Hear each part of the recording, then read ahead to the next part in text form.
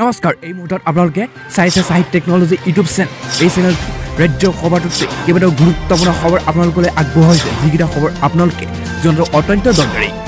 আৰু এই খবৰকেইটা আপোনালোকে উপস্থাপন কৰাৰ আগতে আপোনালোকে যদি এই চেনেলটো নতুনকৈ আহিছে তেন্তে চেনেলটো প্লিজ সাবস্ক্ৰাইব কৰি থব আৰু ভিডিঅ'টোত এটা লাইক কৰি উৎসাহিত কৰিব আজি সন্ধিয়া প্ৰথমটো অতি গুৰুত্বপূৰ্ণ এই মুহূৰ্তত ব্ৰেকিং নিউজটো মুকলি হৈ আহিছে কিন্তু আজি মনোনয়ন পত্ৰ দাখিল কৰিলে মন্ত্ৰী ডক্টৰ হিমন্ত বিশ্ব শৰ্মাই তাতকৈ অতি গুৰুত্বপূৰ্ণ খবৰটো হৈছে যে 6খন ৰাজ্য 6গৰাকীকৈ মুখ্যমন্ত্ৰী উপস্থিত থাকিল এই অনুষ্ঠানত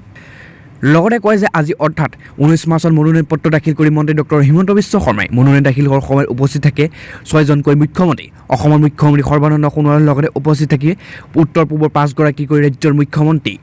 কেন্দ্ৰত কৈছে যে জালুকবাৰী সমষ্টিৰ বিজেপি প্ৰাৰ্থী মন্ত্ৰী ডক্টৰ হিমন্ত বিশ্ব শৰ্মাই দিনৰ 12 বজাত দাখিল কৰিব মনোনয়ন কিন্তু কামৰূপ মহানগৰ জিলা উপায়ুক্ত কাৰ্যালয়ত দাখিল কৰিব মনোনয়ন পত্ৰ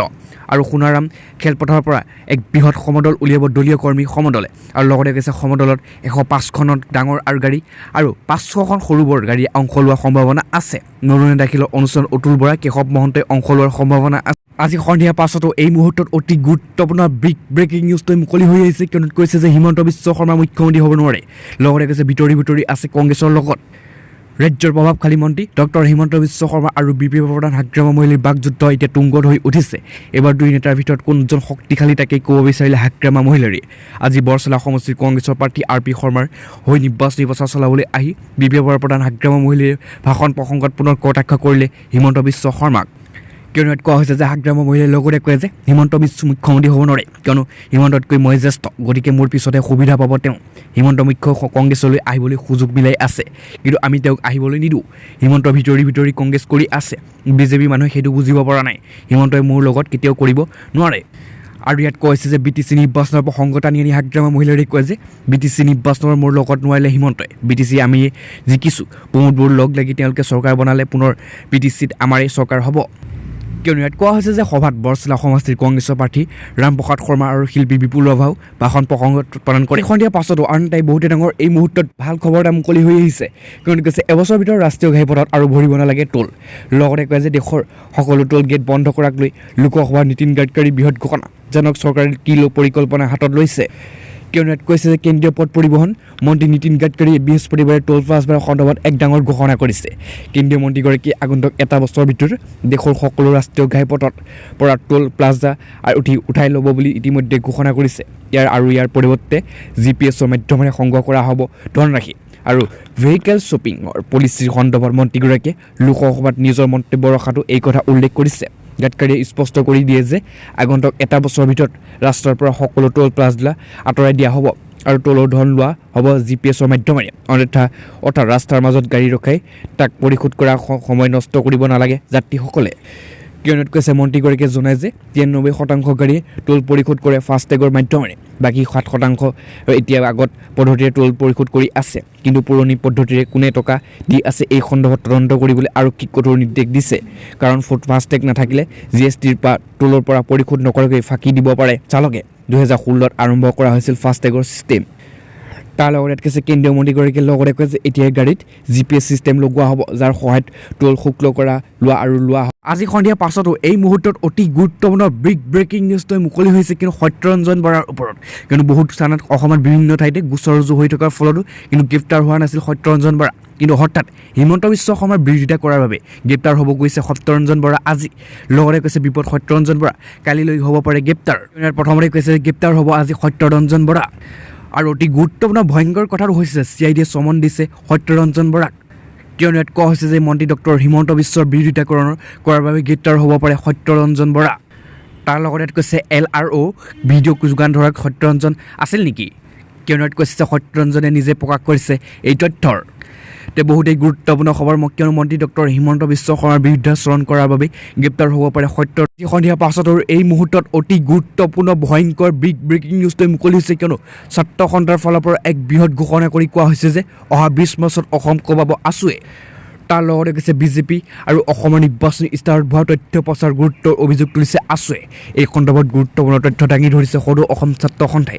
আনহাতে অহা 20 মাৰ্চত কা বিৰোধী প্ৰতিবাদ কাৰ্যসূচীৰ সমগ্ৰ অসম কবাব বুলি ঘোষণা কৰিছে ছাত্ৰ সন্থাই কিয়নো বিধানসভা নিৰ্বাচন ইলেকশ্যন 2021 বিজেপি প্ৰকাশ কৰা নিৰ্বাচন ইস্তাহাৰত ভুৱা তথ্য দাঙি ধৰাৰ গুৰুত্বৰ অভিযোগ উত্থাপন কৰিছে সদৌ অসম ছাত্ৰ সন্থাই বিজেপি নিৰ্বাচন ইস্তাহাৰত অসম বাংলাদেশ সীমান্তত সম্পূৰ্ণৰূপে চিল কৰা বুলি উল্লেখ কৰিছিল কিন্তু আছুৰ সভাপতি দীপাংকৰ নাথে কয় যে অসমৰ কৰিমগঞ্জ ছেক্টৰ অসম বাংলাদেশৰ সীমান্তৰ 4 কিলোমিটাৰ আজিও মুকলি হৈ আছে আনহাতে ধুবুৰী জিলাৰ ধুবুৰী মানকাছাৰ নদী অঞ্চলৰ 44 কিলোমিটাৰ সীমান্ত আৰু লেজাৰ গাইড আৰু টেকনলজি আৰু ব্যৱহাৰ কৰি চিল কৰা হৈছে বুলি প্ৰকাশ কৰিছে বিজেপিয়ে কিন্তু এই কথা সত্যতা সংবাদ মাধ্যমত তন্নকৈ দেখুৱালে সংশ্লিষ্ট কৰ্তৃপক্ষই দাবী জনাইছে আছুৰ সভাপতিগৰাকীয়ে কিয়নো ইয়াত অতি গুৰুত্বপূৰ্ণ কথাষাৰে কৈছে যে বিজেপিয়ে অসম বাংলাদেশৰ সীমান্ত চিল কৰা বুলি নিৰ্বাচনী ইস্তাহাৰত অসমৰ জনসাধাৰণক ভুৱা আফুৱা কৰিছে কৰিমগঞ্জ ছেক্টৰ 4 কিলোমিটাৰ সীমান্ত আজিও ধোঁৱাগাং হৈ পৰিছে কিন্তু লগতে কয় যে ধুবুৰী আৰু মানকাছাৰ অঞ্চলৰ 44 কিলোমিটাৰ সীমান্ত উন্নতকাৰী কৰি আৰু পদ্ধতিৰে চিল কৰা হ'ল বুলি চৰকাৰে প্ৰমাণ কৰি দেখুৱাওক আছুৰ সভাপতি দীপাংকৰ নাথে এনেদৰে কয় আৰু অধিক ভয়ংকৰ কথাটো হৈছে যে আনহাতে অহা 20 মাৰ্চত কা বৃদ্ধি প্ৰতিবাদী কাৰ্যসূচী অসম কবাব ছাত্ৰ সন্থাই কা সন্দৰ্ভত বিজেপিৰ পূৰ্বস্থিতি বাহাল থাকিব বুলি নিৰ্বাচনী ইস্তাহাৰত প্ৰকাশ কৰিছে কাৰ বিৰুদ্ধে বিভিন্ন প্ৰতিবাদী কাৰ্যসূচী অনুষ্ঠিত কৰি অহাৰ পিছত অহা 20 মাৰ্চত সমগ্ৰ অসমতে আছুৰে প্ৰতিখন আঞ্চলিক আৰু শাখাৰ কৰ্মীসকলে বাইক ৰেলী কৰি কা বিৰোধিতা কৰিব বুলি জানিবলৈ দিয়ে আছুৰ সভাপতিগৰাকীয়ে আৰু এই বাইক ৰেলী সকলোৱে যান বাহন আইন মানি অংশগ্ৰহণ কৰিবলৈ আহ্বান জনাইছে আছুৰ সভাপতিগৰাকীয়ে কিন্তু তাৰ লগতে অহা 21 মাৰ্চত গুৱাহাটী আছুৰ ৰাজ্যিক কাৰ্যনিৰ্বাহক সভা আৰু 22 মাৰ্চত প্ৰতিনিধিত্ব সভা অনুষ্ঠিত কৰিব ইয়াত আলোচনা হোৱাৰ পিছতে আছুৰ ৰাজনৈতিক মতাদৰ্শকে ধৰি কেইবাটাও গুৰুত্বপূৰ্ণ বিষয়ৰ ওপৰত সিদ্ধান্ত লোৱা হ'ব বুলি জানিবলৈ দিছে দীপাংকৰ নাথে আনহাতে বহুতে ডাঙৰ গুৰুত্বপূৰ্ণ বিগ ব্ৰেকিং নিউজ এটা মুকলি হৈছে কিয়নো কৈছে মন্ত্ৰী হিমন্ত বিশ্ব শৰ্মাই প্ৰকৃত বেপাৰী জনপ্ৰতিনিধি কিনা বেচাতকৈ পাকৈত ঢেকীয়াজুলিত ক'লে গৌৰৱ গগৈ কিয়নো কৈছে ঢেকীয়াজুলি বিধানসভা সমষ্টিৰ প্ৰাৰ্থী বেণুধৰ নাথ হৈ সাংসদ গৌৰৱ গগৈয়ে বৃহস্পতিবাৰে ঢেকীয়াজুলি নিৰ্বাচনী প্ৰচাৰ চলায় নিৰ্বাচনী প্ৰচাৰ কাৰ্যসূচীৰ অংশ হিচাপে সাংসদ গৌৰৱ গগৈ মটৰচাইকেল সমদল অংশগ্ৰহণ কৰাৰ লগতে ঢেকীয়াজুলি এক ৰোড শ্ব'ত অংশগ্ৰহণ কৰিছে দিনৰ 11 বজাত সহস্ৰাধিক কংগ্ৰেছ কৰ্মী সাংসদ গৌৰৱ গগৈ আৰু ঢেকীয়াজুলি কংগ্ৰেছৰ প্ৰাৰ্থী বেণুধৰ নাথক লৈ গেজেঙাগুৰিত মটৰ চাইকেল সমদল উলিয়াই 15 নং ৰাষ্ট্ৰীয় ঘাইপথৰে আহি গৈ ঢেকীয়াজুলি নগৰত উপস্থিত হৈ সমদল ইয়াৰ পিছতে ঢেকীয়াজুলি নগৰ 4 নং ৱাৰ্ডৰ তথা কংগ্ৰেছৰ মুখ্য নিৰ্বাচনী কাৰ্যালয়ৰ সাংসদ গৌৰৱ গগৈ এখন বিশাল জনসভাত ভাগ লয় কিদত কৈছে যে ঢেকীয়াজুলি ব্লক কংগ্ৰেছৰ কমিটি সভাপতি প্ৰফুল্ল ৰাভাৰ সভাপতিত্ব অনুষ্ঠিত দলীয় সভাত ভাষণ প্ৰদান কৰি সাংসদ গৌৰৱ গগৈয়ে কয় যে উন্নয়নৰ বাবে কংগ্ৰেছৰ বিকল্প নাই কংগ্ৰেছৰ প্ৰতিটো শ্ৰেণীৰ লোকৰ উন্নয়নৰ কথা চিন্তা কৰে কংগ্ৰেছে এইবাৰ ৰাইজক 5টা গ্যাৰাণ্টি দিছে কংগ্ৰেছে শাসন আহিলে এই 5টা গ্যাৰাণ্টি নিশ্চিত কৰা হ'ব তাৰ লগতে কৈছে যে সাংসদ গৌৰৱ গগৈয়ে বিজেপিক তীব্ৰ ভাষাৰে সমালোচনা কৰে বিজেপি নেতাসকলে ভেদাভেদৰ ৰাজনীতি পকৈত কিন্তু ৰাজযোগ ভাগ কৰাটো আৰু তেওঁলোকৰ ধৰ্ম লগতে কৈছে গতিকে ৰাইজে বিজেপিক উচিত শিক্ষা দিব লাগে বিজেপি উৎখাত কৰি কংগ্ৰেছৰ চৰকাৰ প্ৰতিষ্ঠা কৰাৰ ক্ষেত্ৰত ৰাইজৰ আগভাগ ল'ব লাগে বুলি সাংসদ গৌৰৱ গগৈয়ে উল্লেখ কৰে কিন্তু তাৰ লগতে ইয়াত কৈছে মন্ত্ৰী ডক্টৰ হিমন্ত বিশ্ব শৰ্মাক সমালোচনা কৰি গৌৰৱ গগৈয়ে কয় যে মন্ত্ৰী হিমন্ত বিশ্ব শৰ্মা এজন বেপাৰী তেওঁ আনক বেপাৰী বুলি কয় কিন্তু প্ৰকৃততে তেওঁহে আচল বেপাৰী জনপ্ৰতিনিধি কিনা বেচাত হিমন্ত বিশ্ব শৰ্মা পাকৈত আৰু তেওঁ বিজেপি অসমৰ ভাষা সংস্কৃতি ইতিহাসৰ বিকৃত কৰিছে লগতে প্ৰধানমন্ত্ৰী লাচিত বৰফুকনক স্বাধীনতা সংগ্ৰামী বুলি অভিহিত কৰি ইতিহাসৰ বিকৃত কৰিছে বুলি সাংসদগৰাকীয়ে কয় আৰু যোগী আদিত্যনাথে মহাপুৰুষ শংকৰদেৱক লৈ ভুল ব্যাখ্যা দি কৰি ইতিহাস বিকৃত কৰা বুলি উল্লেখ কৰিছে অভিযোগ কৰে গৌৰৱ সন্ধিয়াৰ পাছতো এই মুহূৰ্তত অতি গুৰুত্বপূৰ্ণ বিগ ব্ৰেকিং নিউজ এটা মুকলি হৈ আহিছে কিয়নো কৈছে যে আজি দুদিনীয়া কাৰ্যসূচীৰে অসমলৈ আহিব কংগ্ৰেছৰ হাইকমাণ্ড ৰাহুল গান্ধী আৰু তাৰ লগতে কৈছে যে আজি 19 মাৰ্চত দুদিনীয়া কাৰ্যসূচী নিৰ্বাচনী প্ৰচাৰ চলোৱা হ'ব বাবে অসমলৈ আহিব কংগ্ৰেছৰ নেতা ৰাহুল গান্ধী দিনৰ 11 বজাত বিমান যোগে ডিব্ৰুগড়ত উপস্থিত হ'ব নেতাগৰাকী তাৰপিছত লাহোৱাত উপস্থিত হৈ কলেজৰ ছাত্ৰ ছাত্ৰীৰ সৈতে মত বিনিময় কৰিব আৰু এই কাৰ্যসূচী সমাপ্ত কৰি নেতাগৰাকীয়ে 1 বজাৰ পৰা চাহ শ্ৰমিকসকলৰ লগত সমাৱেশ সম্বোধন কৰিব তাৰপিছতে নেতাগৰাকীৰ ডুমডুমালৈ গৈ নিৰ্বাচনী সমাৱেশত সম্বোধন কৰিব উল্লেখযোগ্য যে নিশাটো তেওঁ ডিগবৈত কটাব আৰু শনিবাৰে পুনৰ নিৰ্বাচনী প্ৰচাৰ চলাব